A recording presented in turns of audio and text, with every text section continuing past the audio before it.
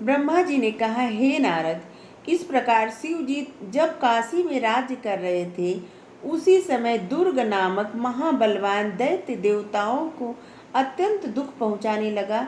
उसे यह वरदान प्राप्त था कि वह किसी भी पुरुष के हाथ से नहीं मरेगा।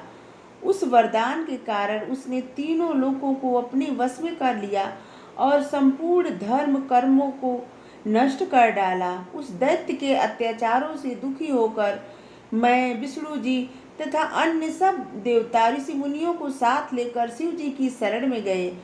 उनसे अपने कष्ट का संपूर्ण वृत्तांत कह सुनाया। उस समाचार को सुनकर शिव जी ने भगवती गिरजा को यह आज्ञा दी कि तुम दैत्य का वध कर डालो। भगवती गिरजा ने शिव जी की आज्ञा सुनकर विंध्यवासिनी को का स्वरूप धारण कर उस दुर्ग नामक दैत्य को मार डाला। तभी से वे दुर्गा के नाम से प्रसिद्ध हुई। उस दैत्य के मारे जाने से देवताओं को अत्यंत आनंद प्राप्त हुआ। हे नारद, इस प्रकार शिव जी ने बहुत दिनों तक काशी में राज्य किया। जब राजा दियोदास ने उन्हें कष्ट पहुंचाया, तब उन्होंने काशी को छोड़ दिया और मंदराचल पर्वत पर अपनी राजधानी बनाकर रहने लगे। इस कथा को सुनकर नारद जी ने अत्यंत आश्चर्य में भरकर ब्रह्मा जी से पूछा, हे पिता, यह राजा दियोदास कौन था जिसने शिव जी को काशी छुड़ा दिया, शिव जी से काशी छुड़वा दिया था?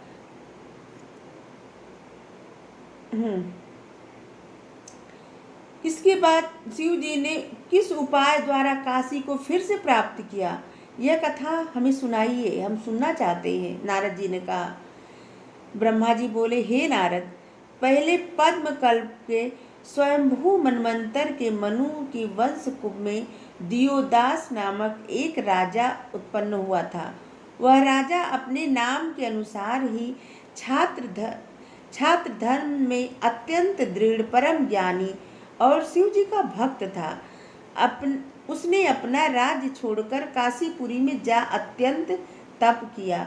उसने राज्य त्याग देने से संसार में बहुत अकाल पड़ गया, जिसके कारण सब मनुष्य अत्यंत दुखी रहने लगे।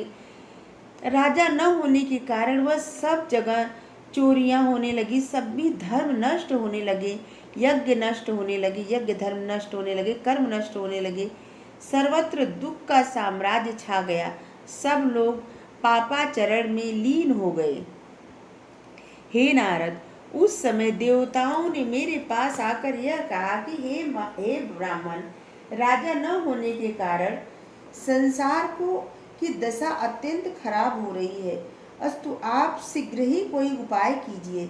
यह सुनकर मैं सब देवताओं को साथ लेकर काशीपुरी में जा पहुंचा और जिस स्थान पर राजा दियोदास तप कर रहा था, वहां पहुंचकर उससे बोला, हे राजन, तुम अपना राज्य फिर से संभालो। जब तुम पुनः शासन पर कर उठोगे, तब तुम्हारे राज्य में वर्षा होगी, जिससे प्रजा को दुखों से मुक्ति मिलेगी। उस समय वासुकी नामक नाग अपनी अनंग मोहिनी नामक कन्या का विवाह तुम्हारे साथ कर देगा। वह कन्या अत्यंत पतिव्रता तथा धर्म व्रत धारिणी होगी। उसके द्वारा तुम अत्यंत आनंद प्राप्त करोगे।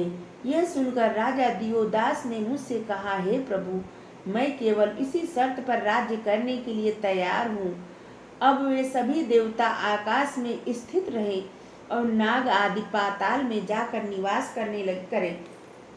पृथ्वी पर मनुष्यों के अतिरिक्त और कोई नहीं रहे। हे नारद, राजा दियोदास की इस शर्त पर मैंने अपने अहंकार में भरकर स्वीकार कर लिया।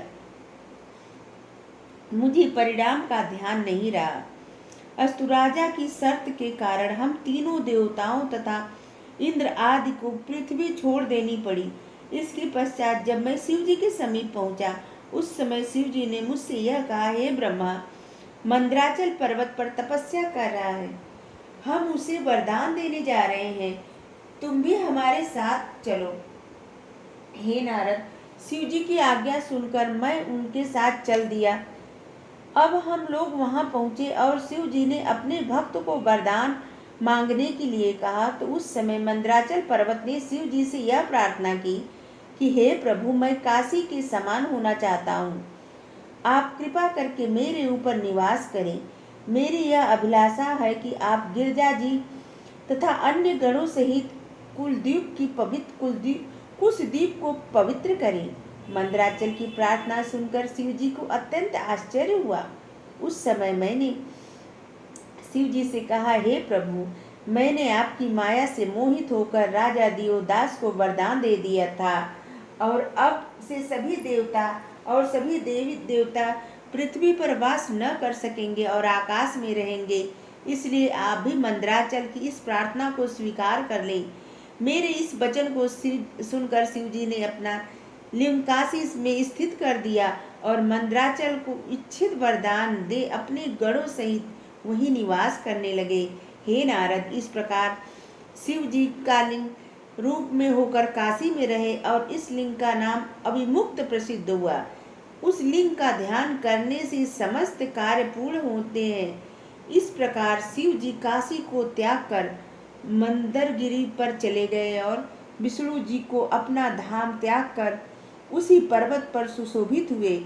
गिरजापति, सूर्य आदि देवता तथा ऋषि मुनि भी अपने अपने स्थान को छोड़कर वहीं विराजमान हुए।